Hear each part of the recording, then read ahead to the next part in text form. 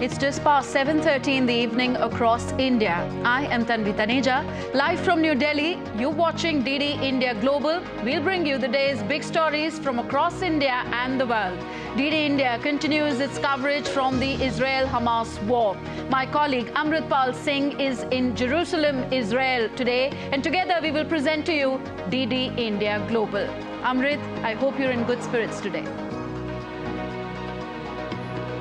I'm good, Tanvi. Well, good afternoon. It's 5 p.m. in Palestine and in Israel at the moment, and 4 in the afternoon across Central Europe. Over the next 30 minutes, we'll tell you each and every development that's happening in the Israel-Hamas war. Today is day 17th. Israel has intensified its military campaign. It is continuously pounding targets within the Gaza Strip. Even while humanitarian aid goes in, the death count in Gaza is continuously rising. Meanwhile, both Hamas and to an extent Hezbollah is firing into Israeli territory, both rockets and light fire. Israel is responding back, and that is leading to displacement of people here along the Lebanon border with Israel and also the southern border of Israel with Gaza. Tanvi?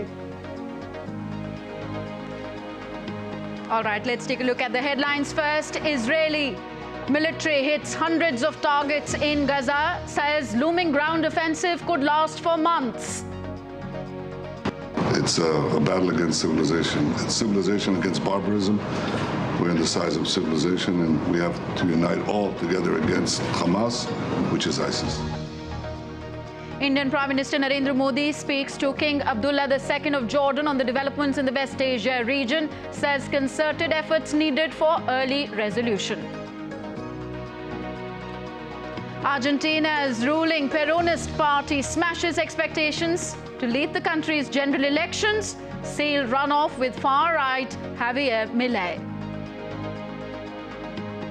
And former India cricket captain and legendary spinner Bishan Singh Bedi passes away at the age of 77.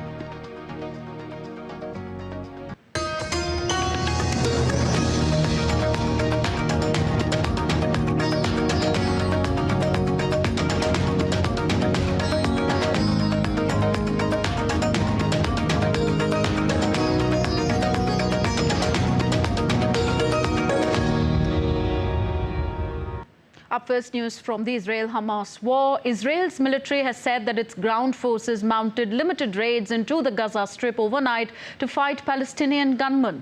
Describing Israel's latest moves on the ground, Chief Military Spokesperson Rear Admiral Daniel Hagari also said that airstrikes were focusing on sites where Hamas was assembling to attack any wider Israeli invasion.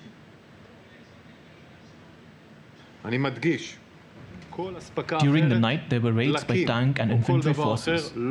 These raids are raids that kill squads of terrorists who are preparing for the next stage in the war. These are raids that go deep, with a contact line. These raids also locate and search for anything we can get in terms of intelligence on the missing and the hostages. Israeli Prime Minister Benjamin Netanyahu convened a meeting with security officials and his war cabinet in Tel Aviv today to assess the escalating conflict with Hamas earlier. This comes as the ongoing Israel-Hamas conflict entered the 17th day on Monday. Also, Greek Prime Minister Kyriakos Mitsotakis met Israeli Prime Minister Benjamin Netanyahu in Israel today. Netanyahu said this is a battle against barbarism, and he said we have to unite against Hamas. Prime Minister, my good friend Kyriakos, it's very good to see you here. I always say that the best thing above standing with Israel is standing in Israel, and you're doing that. I appreciate the solidarity of you, your government, the people of Greece at this darkest hour. It's a battle against civilization. It's civilization against barbarism. We're in the size of civilization, and we have to unite all together against Hamas, which is ISIS. Meanwhile, Greek Prime Minister Kyriakos Mitsotakis said that Greece will continue to support Israel. Thank you so much, Prime Minister. Dear Bibi, I come here not just as an ally, but as a true friend. What happened was truly horrible, and we, from the very first moment, defended and supported the right of Israel to defend itself in line with international law, and we drew a very clear distinction between Hamas and the Palestinian people, and we will continue to be able to support you and to hope that whatever happens without too much of a humanitarian cost. But you can count on our support, on our help. Thank you, friend. Thank you. Meanwhile, Indian Prime Minister Narendra Modi has spoken to Jordan's King Abdullah bin Al Hussein today. Both leaders exchanged views on developments in the West Asia region and shared concerns regarding the West terrorism and loss of civilian lives. The leaders also asserted for concerted efforts for the early resolution of the security and humanitarian situation in the region. Now, the United Nations has said that over 60% of Gaza residents are displaced amid this Hamas-Israel conflict. My colleague Amritpal Singh has been covering the Israel-Hamas conflict and at present is in Jerusalem, Israel. Amrit, over to you for the latest on the war front and the humanitarian pause now that everybody is talking about. And as the war in Israel and the Israel-Gaza war intensifies, Dutch Prime Minister Mark Rutte is in Israel. He's holding meetings with Prime Minister Benjamin Netanyahu. We also saw the Greek Prime Minister hold meetings with Prime Minister Netanyahu. Take a look at this report. Today is day 17 of the war between Israel and Hamas, and the war has intensified further. Israel has increased the intensity of its aerial bombings and missile strikes inside the Gaza Strip. In fact, last night was said to be the worst night of bombardment. At least 400 people have been killed in the Gaza Strip in the past 24 hours alone. The death count is well above 5,000, and the figure of injured has crossed 15,000. While Western leaders are trying to see that if diplomacy can work, Mark Rutte, the Dutch Prime Minister, is here in Tel Aviv today to meet Prime Minister Benjamin Netanyahu. He'll also meet later the President of the Palestinian Authority, Mahmoud Abbas. Tomorrow, Emmanuel Macron, the French President, will be in Tel Aviv to meet Benjamin Netanyahu. But these efforts clearly don't seem to be working, with Israel saying that those who lecture us on war crimes have no right to speak on humanitarian issues. So clearly, Israel has given a clear indication that it will step up its military activity, even as a ground assault on the Gaza Strip by Israeli forces is imminent. In the days to come, things are going to get worse. With cameraman SP Dubey, this is Amritpal Singh for DD India in Jerusalem. And the war continues, and in fact it's intensified. On one hand, bombing has intensified in Gaza, killing hundreds of people. Israel continued to pound targets. Last night was said to be one of the worst nights in this 17-day saga. Over 400 Gazans killed in the last 24 hours.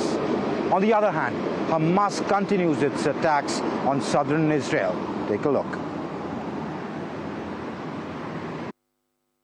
As the war between Israel-Gaza enters 17th day, the blame game continues. The Israeli military claimed on Monday that in the past 24 hours it had struck at least 320 targets in Gaza, including a tunnel housing Hamas fighters and dozens of command and lookout posts. According to Palestinian health officials, some 400 Palestinians were killed in air attacks on Gaza in the last 24 hours, with 60 killed in overnight attacks. Residents of Khan Yunis in Gaza said it was the hardest night so far the area has witnessed. We are expelled from Gaza city. They said Khan Yunis is a safe area. Now there is no safe space in all Gaza. The strikes yesterday in Khan Yunis were different than any other night, and thank God we are still here. IDF and the Israel Security Authority said that it destroyed sites liable to endanger the troops who are preparing on the Gaza periphery for a ground maneuver. During the night, there were raids by tank and infantry forces. These raids are raids that kill squads of terrorists who are preparing for the next stage in the war. These are raids that go deep to the contact line. These raids also locate and search for anything we can get in terms of intelligence on the missing and the hostages. Israeli Prime Minister Benjamin Netanyahu convened a meeting with his security officials and war cabinet in Tel Aviv to assess the escalating conflict with the Hamas. He also held a series of conversations with Western leaders over the weekend. We can't contain the humanitarian catastrophe if the terrorism from Gaza continues this way. There will be no security and no peace, not for Israel and not for Palestinians if this terrorism persists. We need a path for tomorrow. On the other hand, Hamas terrorists also continued to attack parts of southern Israel on Monday. A number of rockets were fired from Gaza. Meanwhile, European Union foreign ministers are meeting in Luxembourg to debate on the situation in Israel and in the region. Fears that the Israel-Hamas war could mushroom into a wider Middle East conflict rose over the weekend, with Washington, D.C. warning of a significant risk to U.S. interests in the region and announcing a new deployment of advanced air defenses. Raghav Kumar Jha reporting for DD India. And as the war ravages, all 8 convoys are entering Gaza through the Rafah crossing. But the aid entering is not enough for the millions of survivors still waiting for more food and water. The humanitarian crisis in Gaza Strip due to the lack of food, the scarcity of food, the absolute non-availability of clean drinking water, and grave inadequacy of medicines is causing a huge problem. As the Israel-Hamas conflict rages on, the civilians are bearing the brunt. These young survivors are being pulled out of Rubel by Palestinian medics and were rushed to nearby hospital on Monday following latest air strikes. These are the visuals of southern Israeli town of Sderot. It was a bustling community of about 24,000 residents. But now, it resembles a ghost town after residents evacuated under a government order. The town is one of the closest in proximity to the border with Gaza, where Israel has been engaged in a military campaign against Hamas militants. Sderot has been the target of numerous rocket attacks from Gaza and was also a target of an attack by Palestinian militants on October 7th. Meet Dima Al-Amdani.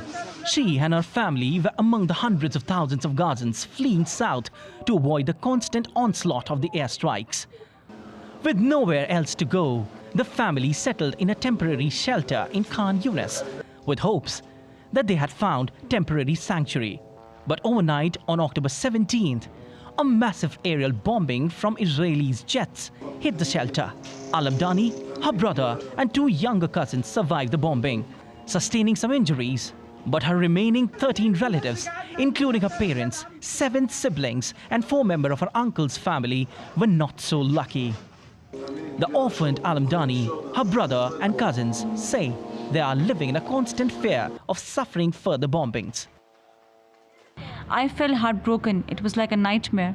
They opened my father's coffin and had no signs of injuries, but he died. I had a 16-year-old sister among the dead, and they wrote my name on her coffin, since they thought it was me. Her body didn't have any signs of injuries, but maybe she died from internal injuries. Josep Borrell, the European Union foreign policy chief, has called for a pause in the conflict to allow humanitarian aid to enter Gaza. We will discuss also about the call for the United Nations about an humanitarian pause, which is also needed, even for giving back the hostages. The attacks of missiles, rockets from Hamas, from Gaza has to stop. The priority at that moment is to make humanitarian support going into Gaza.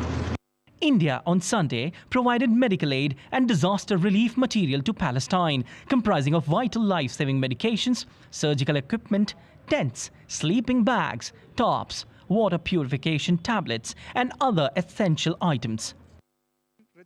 On Sunday evening, an additional 15 aid trucks carrying food, water and medicine arrived via the Rafah crossing on Gaza's border with Egypt, the only border crossing between the besieged coastal enclave and Egypt that was blocked for the past 2 weeks.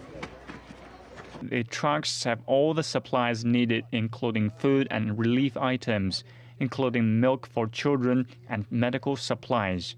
We demand the international community take responsibility for the passage of aid. Over 2.4 million people in Gaza are in need of this aid.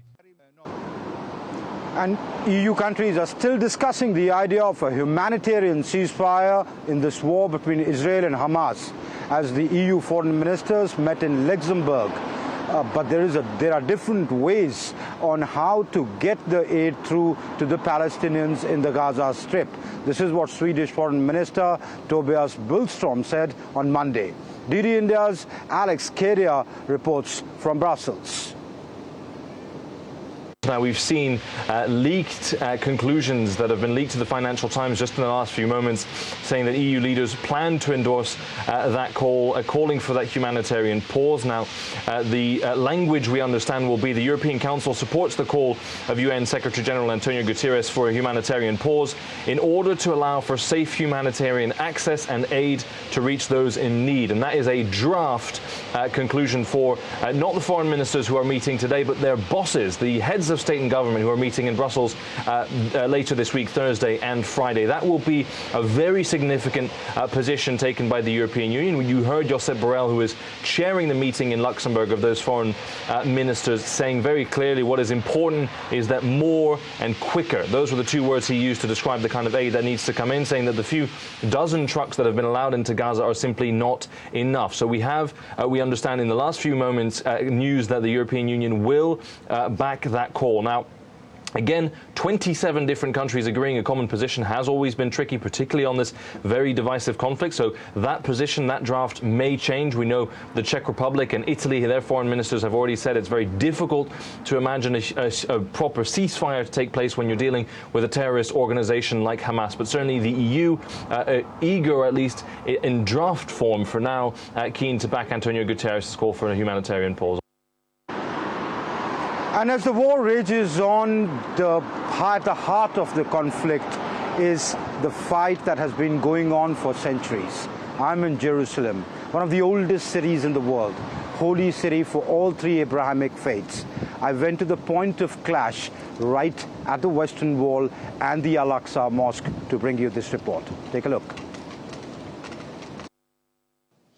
As the war between Israel and Hamas intensifies and Israel is preparing for ground attacks or going into the Gaza Strip, tensions are there all over Gaza and Israel. Right now, I'm in the old city of Jerusalem, one of the world's oldest cities, and also something which is fiercely debated amongst the Christians, the Muslims, and the Jews, because it is the holiest city for all three.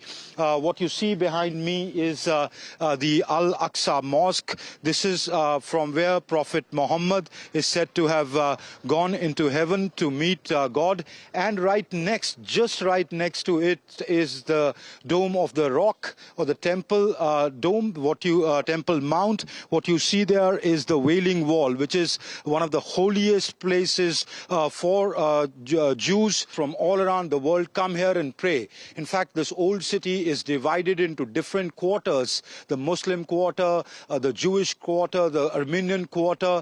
And when situations like this happen, the tensions here go up. I live in Jerusalem already for 50 years. I used to be neighbors of Arabs. We got together very much together. But when they started talking on peace, and they did peace, that killed the whole situation. Let us be, we could work together, we could do everything together. Don't interrupt us. We need to get Hamas out of there so we don't have more stuff, and we can't really do much. Okay. It's going to cost them a lot of soldiers if they go in and walking in with like tanks, and that's what they have to do. There is a big problem now, you know, for both sides, the Palestinian and the Israeli too, you know, and we don't know when it will be going to stop. East Jerusalem, we have here what they call it, Israel, you know, ID, and we're suffering from both sides, you know. Hamas, you know, they're doing this for their land. They need to take their land back to them. Yes, it's belongs to him. And Israel, you know, every 3, 4 years, they have war here. This is not the same times. Every 2, 3 years, we have the same problem. War, Hamas, Israel. Israel, Hamas. That's what happened here. So clearly the opinion is divided. The sentiment on the streets of Israel clearly is that of retribution and reprisal. Here in Old Jerusalem, where both Muslims and Jews live, there are Palestinians who live. The idea, their voices, they accuse each other of having started this. And where I am standing, it is one of the most holiest places in the world for the Abrahamic faiths, and this conflict is not new. It may have just flared up now, but it's really a centuries-old conflict. With cameraman SP Dubey, this is Amritpal Singh for DD India in Old Jerusalem. And that's it from me here in Jerusalem. It's back to you, Tanvi, in New Delhi. Thank you, Amritpal. Amritpal Singh joining us all the way from Jerusalem. Still to come on DD India Global. Indian Prime Minister Narendra Modi discusses expanding the role of nuclear energy to meet net zero commitment with International Atomic Energy Agency Chief Rafael Grossi.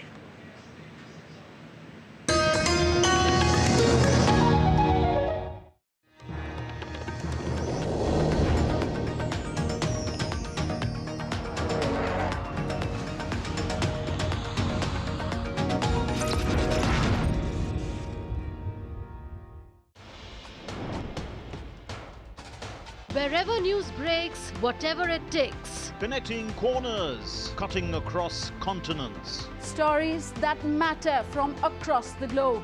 Accurate, authentic journalism that serves you right. From politics to glamour, from sports to world affairs, with a fusion of aesthetics and substance. Introducing news in a new avatar. Experience the world through a new lens. Stay tuned to DD India for an exciting journey beyond borders.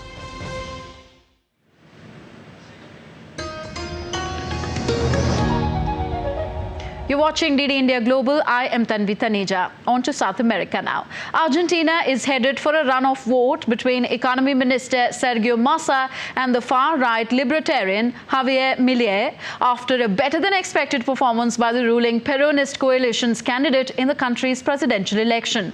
Massa led Milei by 36.6% to 30%, with 98% of the votes counted by Sunday night.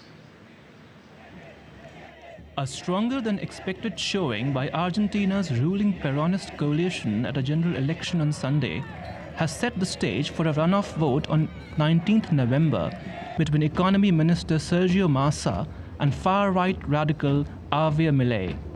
Sergio Massa, buoyed by his robust showing in the initial round, has made a significant promise to the Argentine electorate.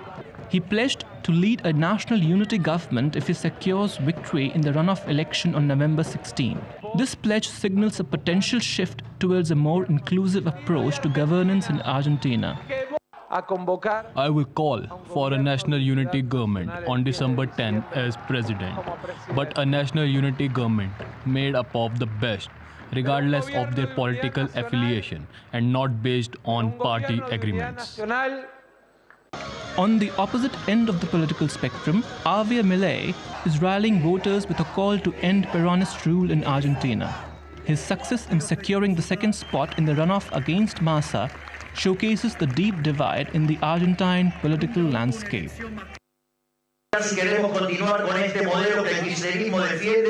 We had the most important election in 100 years. An election that posed that if we continue with the Kirchnerism model or if we want to return to embrace the ideas of liberalism that made Argentina great in the 19th century. All countries that embrace the ideas of liberalism progress, while those who follow the populist ideas unite in misery.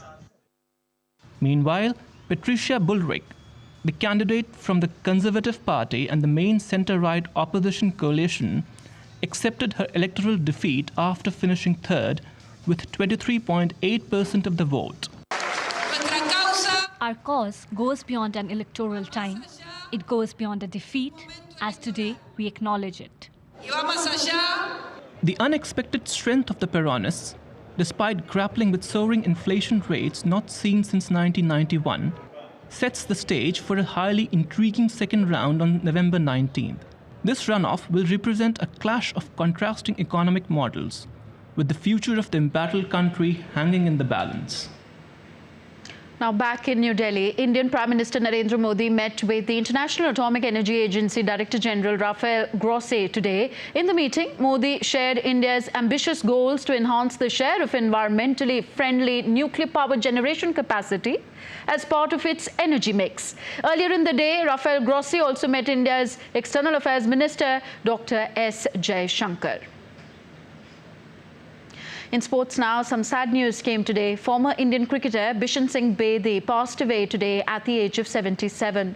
The legendary Indian spinner picked up 266 wickets in Test cricket at an average of 28.71 with 14 5-wicket hauls. He also bagged 7 wickets in ODI format. Bedi was by far India's most successful left-arm spinner until he was surpassed by Ravindra Jadeja earlier this year during the ICC World Test Championship final against Australia. And India celebrates Durga Puja festivities today. It's an annual Hindu festival that marks the victory of goddess Durga over the demon Mahishasur. A festival originated in the West Bengal has gained popularity across the country with attractive pandals decorated by various puja committees. A special one in the city of Patna has been decorated on the theme of Chandrayaan-3. That's India's moon mission. So that's all in this edition of DD India Global. Join us tomorrow at 5 p.m. and 7:30 p.m. Indian Standard Time. You can connect with us on Facebook, X, formerly Twitter, and Instagram at DD India Live. Find us online at ddindia.co.in. We will be back with more news as it breaks here on DD India. I'm Tanvi Taneja from my entire team in New Delhi. Thanks for watching. Namaskar.